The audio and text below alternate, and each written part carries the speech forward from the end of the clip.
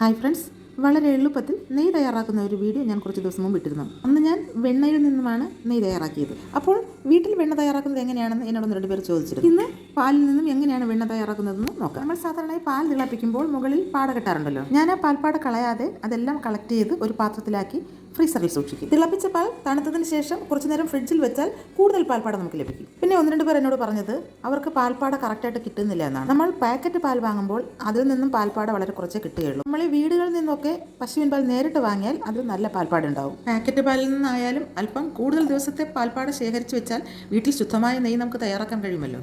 ഞാനതുപോലെ collect ചെയ്ത പാൽപ്പാടയാണിത്. ഏകദേശം ഒരു മാസത്തോളമുള്ള പാൽപ്പാട ഇതിലുണ്ട്. ഇത് ഫ്രീസറിൽ വെച്ചിരുന്നതാണ്. ഇത് നല്ല കല്ല് പോലെയുണ്ട്. ഇത് അല്പനേരം പുറത്ത് വെച്ച് തണുപ്പൊന്ന് മാറ്റിയ ശേഷം അല്പം പുളിച്ച തൈര് ചേർത്ത് കൊടുക്കണം. നമ്മൾ സാധാരണയായി തൈര് ഉണ്ടാക്കാൻ ഉറയൊഴിച്ചു കൊടുക്കുമല്ലോ, അതുപോലെ തന്നെ. എന്നിട്ട് അത് നന്നായി മിക്സ് ചെയ്ത് കൊടുത്ത ശേഷം നന്നായി കവർ ചെയ്ത് ഒരു ദിവസം മാറ്റി വയ്ക്കണം. പിറ്റേന്നെടുത്ത് നോക്കുമ്പോൾ ഇതുപോലെ നല്ല ക്രീമി ടെക്സ്ചറിലുണ്ടാവും. അതിനെ കോരി മിക്സിയുടെ ജാറിലേക്ക് മാറ്റിയ ശേഷം കുറച്ച് ഐസ് വാട്ടറും കൂടി ഒഴിച്ചു കൊടുക്കണം. വെണ്ണ തയ്യാറാക്കുന്നതിന് മുമ്പേ തന്നെ കുറച്ച് ഐസ് വാട്ടർ തയ്യാറാക്കി വെച്ചിരിക്കണം കേട്ടോ. തണുത്തിരുന്നാലേ വെണ്ണ നന്നായിട്ട് ഉറഞ്ഞു കിട്ടുകയുള്ളൂ. അതിനുശേഷം മിക്സിയിൽ അല്പനേരം നന്നായി അടിച്ചെടുക്കണം. അപ്പോഴേക്കും മുകളിൽ വെണ്ണ പൊന്തി വരും. അതിനെ കൈകൊണ്ട് വാരി ഉരുട്ടി വീണ്ടും ഐസ് വാട്ടറിലേക്ക് ഇടണം. വെണ്ണ നന്നായി ഉറഞ്ഞു കിട്ടിയില്ല എന്നുണ്ടെങ്കിൽ വീണ്ടും ഐസ് വാട്ടർ ഒഴിച്ചു കൊടുക്കുകയോ ഐസ് കട്ടകൾ ഇട്ട് കൊടുക്കുകയോ ചെയ്ത് വീണ്ടും കറക്കണം. ഇങ്ങനെ കംപ്ലീറ്റ് ക്രീമും അടിച്ചെടുക്കുക. പിന്നെ മറ്റൊരു കാര്യം, നമ്മൾ വീട്ടിൽ ഈ വെണ്ണ ഉണ്ടാക്കിയാലുണ്ടല്ലോ നമുക്ക് ഒത്തിരി സാറ്റിസ്ഫാക്ഷൻ തോന്നും. കാരണം നമുക്ക് അധികം കഷ്ടപ്പാടില്ലാതെ ഒത്തിരി വെണ്ണ കിട്ടും. കംപ്ലീറ്റ് വെണ്ണയും മാറ്റിയ ശേഷം അതിൽ നിന്ന് കിട്ടുന്ന ആ മോര് നല്ല ഒരു ഹെൽത്തി ഡ്രിങ്കാണ്.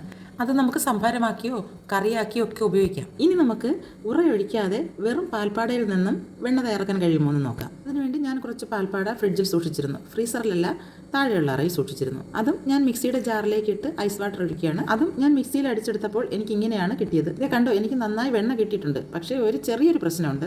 ഈ വെണ്ണ ഉറയൊഴിച്ച് കിട്ടിയ വെണ്ണയുടെ അത്ര ഫ്ലഫി അല്ല, അല്പം കട്ടി ഫീൽ ചെയ്യുന്നുണ്ട്. പക്ഷേ നെയ്യ് തയ്യാറാക്കുമ്പോൾ ഈ പ്രശ്നമൊന്നുമില്ല, നല്ല നെയ്യ് നമുക്ക് കിട്ടും. പിന്നെ അതിൽ നിന്ന് എടുക്കുന്ന മോര് നമുക്ക് ഉപയോഗിക്കാൻ കഴിയില്ല.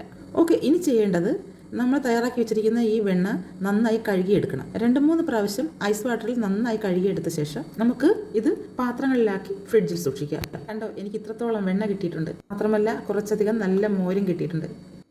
ഇത് ഞാൻ കഴിഞ്ഞ പ്രാവശ്യം തയ്യാറാക്കി ഫ്രീസറിൽ സൂക്ഷിച്ചിരുന്ന വെണ്ണയാണ്.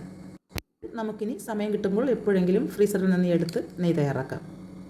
നെയ്യ് തയ്യാറാക്കുന്ന ഒരു വീഡിയോയും കൂടി കുറച്ചുകൂടി ഡീറ്റെയിൽഡ് ആയിട്ട് ഞാൻ ഇടുന്നുണ്ട്. കാണാൻ മറക്കരുത്.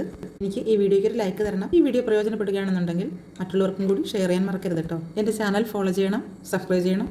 ഇനി മറ്റൊരു പ്രയോജനപ്രദമായ വീഡിയോയുമായി വീണ്ടും കാണാം.